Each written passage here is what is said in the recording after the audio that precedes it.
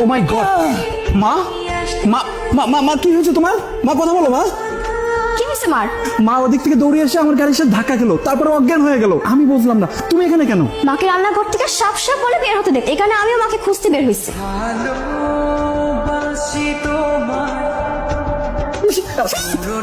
মা কোনো সাপ নাই, দেখো এই যে আমি।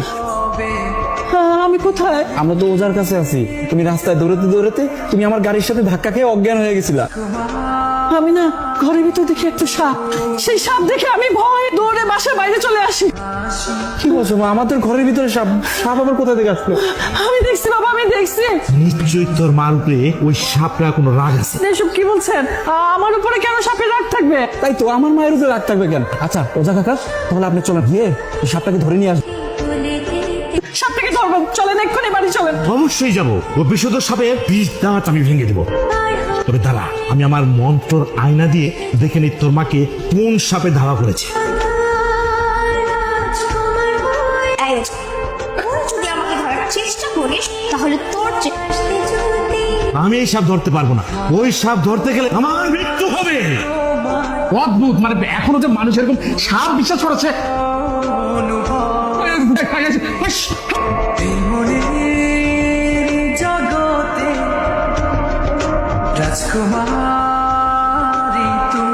জামাই এইভাবে সাপে কামড়ায় মাইরা ফেলাইলো, আমার মেয়ে তাহলে বিধবা বানায় ফেলাইলো।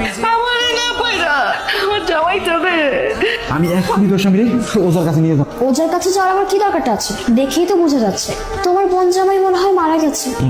তুই কান্না করিস না, তোর কপালে যা আছে তাই হয়েছে। কিন্তু আমি ওই সাপরে আমি খুঁজে বাইর করুন, আমি ওই সাপরে আমি খুঁজে বাইর করুন। আমি দরকার হইলে আমি অনেক বড় ওজারে ডাইকে নিয়ে আসবো আমার বাড়িতে। তুই দেখতে চাই আমার বোন জামাইরে কোন সাপের সুপর মারছে। এই নাকি লুকিয়ে থাকিস না, এই আয়। এই ওঝা, তুই যদি নিজের ভালো চাস এক্ষুনি তুই এখান থেকে চলে যাবি।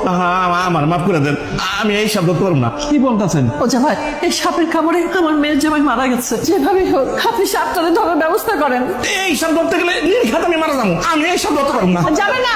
তার মানে আমার শাশুড়ি মা আর আমার ননদের ওই সাপের ছোবলেই মরতে হবে। সেদিন ওই সাপটা আমাকে রান্নাঘর থেকে ধাওয়া করেছিল। আমরা তো এই সাপের কোনো ক্ষতি করিনি, ও কেন ক্ষতি করতে চাচ্ছে আমাদের? তোমরা যদি ওই সাপের কোনো ক্ষতি নাই করে থাকো তাহলে কেন তোমরা সবাই এত ওই সাপটাকে ভয় পেতেছো? তবে হ্যাঁ, যারা যারা ওই সাপটার ক্ষতি করেছে তাদের সবার মৃত্যু ওই সাপের ছোবলেই হবে। এই একটা খুব ভালো সুযোগ, আমার ছোবলেই হবে।